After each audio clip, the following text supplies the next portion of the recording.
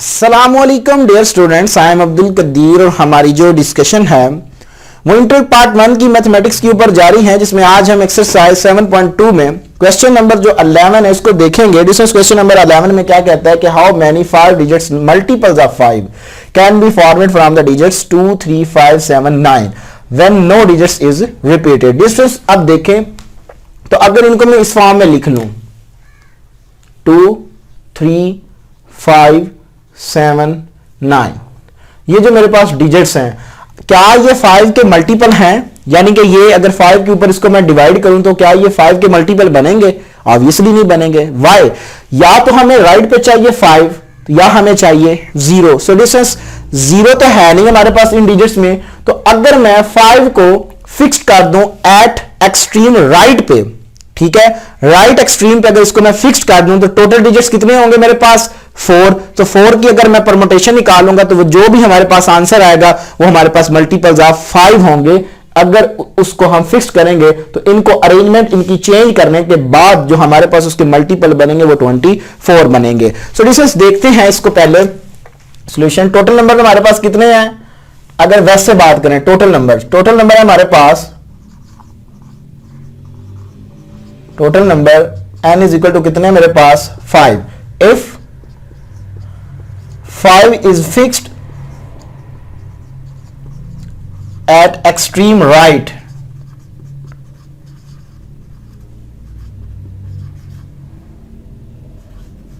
then अब देखिए इसका मतलब क्या है कि अगर इसको मैं ऐसे लिख लूं 2 3 7 9 5, तो ये मेरे पास क्या है कि लास्ट मेरे पास 5 है, तो ये 5 का हमारे पास अब मल्टीपल बन गया है। ठीक है, 5 के ऊपर डिवाइड करोगे तो ये इसके मल्टीपल्स में होगा। अब हमें पता होना चाहिए कि इसके कितने मल्टीपल बनेंगे, इसकी कितनी अरेंजमेंट भी हमारे पास बनेंगी, वो देखेंगे। Distance then the multiple of 5 digits is equal to P। Total number अब कितने हमारे पास? 5 को मैंने फिक्स कर दिया, 4 और 4 ही यूज होंगे, so 4 factorial that are equal to 24। ये मेरे पास इसका आंसर आ गया। तो ये था हमारे पास क्वेश्चन नंबर 7। जी डिस्टेंस क्वेश्चन नंबर 12 देखें। इसमें हमें क्या कहता है कि in how many waves can 8 books including 2 on English be arranged on a shelf in such a way that the English books are never together। Distance इस question की अगर आसान वर्डिंग में आपको बताऊं तो ये कहता है कि हमारे पास है 8 बुक है, उनमें 2 हमारे पास इंग्लिश की बुक है। ठीक है, तो हमने क्या करना है कि उसकी रिक्वायर्ड जो परमुटेशन है, यानी कि वो उसके कितने वेव होंगे उसको हम अरेंज कर सकते हैं विदाउट टुगेदरिंग इंग्लिश बुक। यानी कि इंग्लिश की बुक को उसमें से हम निकालें, यानी कि उसको हम टुगेदर ना करें, ठीक है, उसको इकट्ठा ना करें, तो हमारे पास कितने वेव बनेंगे। सो डिस्टेंस यहां पे देखें solution. Total numbers of books कितनी हैं? Total numbers of books n is equal to कितना है? 8 है, तो यूज भी फिर 8 ही होंगे। सो हमारे पास P8 यानी कि परमुटेशन क्या आएगी? 8 फैक्टोरियल। सो डिस्टेंस 8 फैक्टोरियल हमारे पास इक्वल होगा 40,320 के। ठीक है, अब डिस्टेंस हम लेट करते हैं, let E1 and E2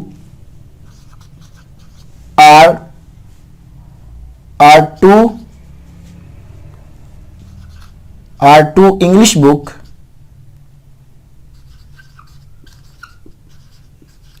book अगर ये हमारे पास इंग्लिश बुक है देन तो इसको हम बुक्स की अरेंजमेंट किस तरह करेंगे?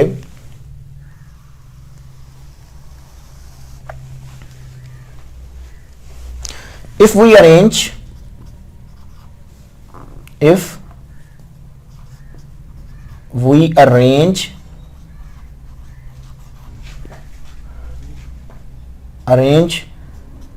English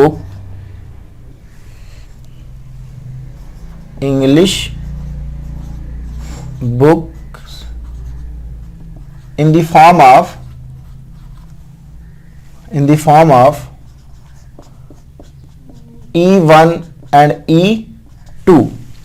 एडिशंस अगर हम इसको इस फॉर्म में करते हैं, ठीक है, तो हमारे पास अब टोटल जो बुक्स हैं वो इंग्लिश की, क्योंकि उसने कहा है 2 बुक्स हैं, यहां पे उसने कहा है कि 2 ऑन, जो कि इंग्लिश जो बुक है वो हमारे पास है 2।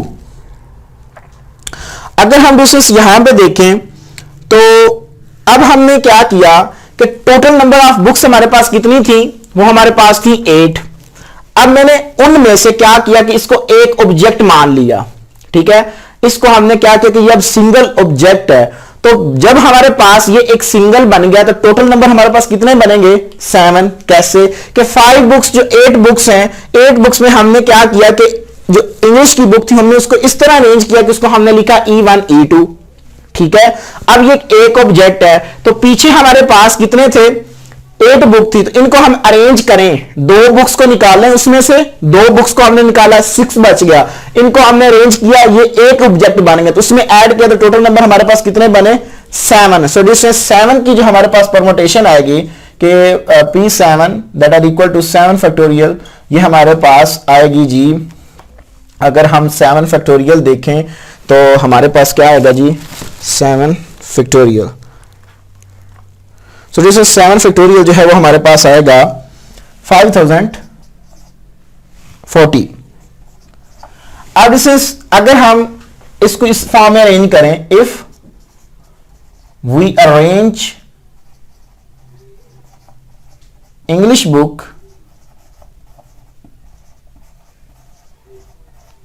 Books in the form of,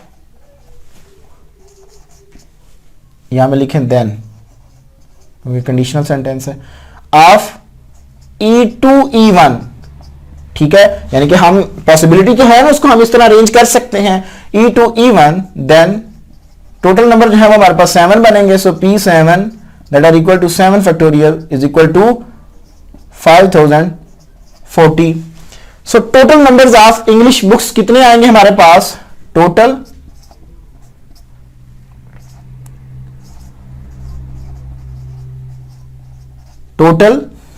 numbers of English book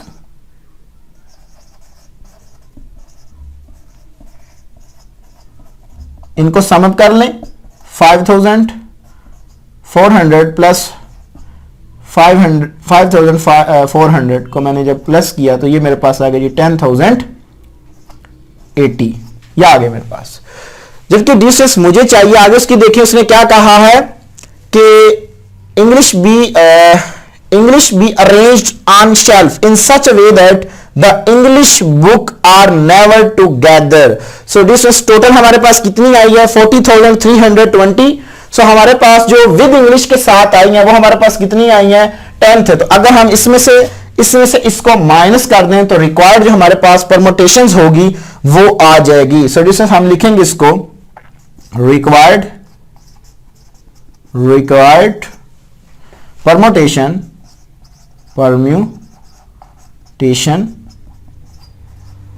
of English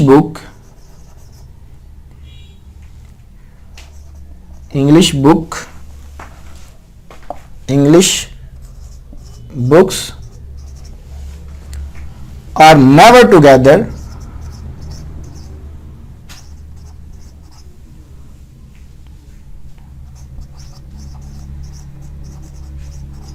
तो हमारे पास जो टोटल थी वो आई थी 40,320 माइनस 10,080। सो डिस्टेंस जब इसमें से मैं माइनस करूंगा सो 30,200 आई थिंक के आ जाएगा।